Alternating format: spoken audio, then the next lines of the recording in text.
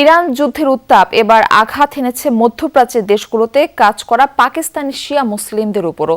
অভিযোগ উঠেছে সংযুক্ত আরব আমিরাত থেকে হাজার হাজার শিয়া পাকিস্তানিকে চাকরি, সঞ্চয় আর মালপত্র ছাড়াই দেশে ফেরত পাঠানো হয়েছে। বিষয়টি নিয়ে গভীর উদ্বেগ প্রকাশ করেছে মানবাধিকার সংস্থাগুলো। অরেঞ্জ সহ বিভিন্ন ফ্লেভারে প্রাণ ললিপপ, জুসি জুসি ওয়ার্ল্ড। কিছুদিন আগেও সংযুক্ত আরব আমিরাতে ব্যস্ত সময় কেটেছে পাকিস্তানের চাকুয়াল জেলার এই তরুণের, অথচ এখন ঘরে বসে অলস দিন কাটাতে হচ্ছে। জেলার অন্যান্য গ্রামগুলোর ঘরে ঘরে একই চিত্র।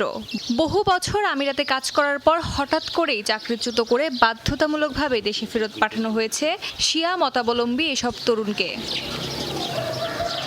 মূলত ইরান, যুক্তরাষ্ট্র, ইসরায়েল যুদ্ধকে কেন্দ্র করে এই পদক্ষেপ আরব আমিরাত সরকারের। অভিযোগ উঠেছে পাকিস্তান সুন্নি মুসলিম দেশ হলেও শিয়া মতাবলম্বী এসব তরুণকে জোর করে ফেরত পাঠানো হয়েছে নিজ দেশে।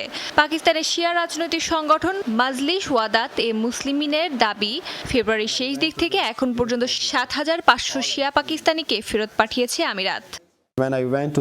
যখন আমি আটক কেন্দ্রে গেলাম, আমি শুধু পাকিস্তানি আফগানিদেরকেই দেখলাম, কিন্তু তারা সবাই ছিল শিয়া।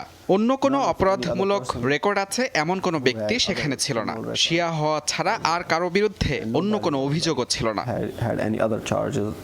বহিষ্কৃতদের অনেকেই বলছেন একেবারেই খালি হাতে ফেরত এসেছেন তারা। অ্যাকাউন্টে থাকা অর্থ তুলে নিয়ে আসতে পারেননি তারা। এমনকি ইরানকে আর্থিক সহায়তার বিষয়েও জিজ্ঞাসাবাদ করা হয় তাদের।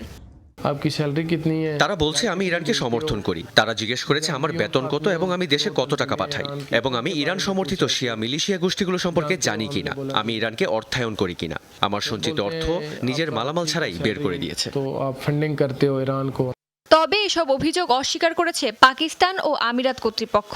পাকিস্তানের স্বরাষ্ট্র মন্ত্রণালয়ের দাবি, ধর্মীয় পরিচয়ের কারণে নয়, বরং আমিরাতের নিয়ম ভঙ্গের কারণেই বহিষ্কার করা হয়েছে তাদের। এদিকে মানবাধিকার সংস্থা হিউম্যান রাইটস ওয়াচ বলছে পাকিস্তানি শিয়াদের বহিষ্কারের অভিযোগ গভীরভাবে উদ্বেগজনক এবং বিষয়টি তদন্ত করা হচ্ছে। বর্তমানে প্রায় ১৮ লাখ পাকিস্তানি কর্মরত আছেন সংযুক্ত আরব আমিরাতে। অস্মিতা বিশ্বাস, যমুনা নিউজ।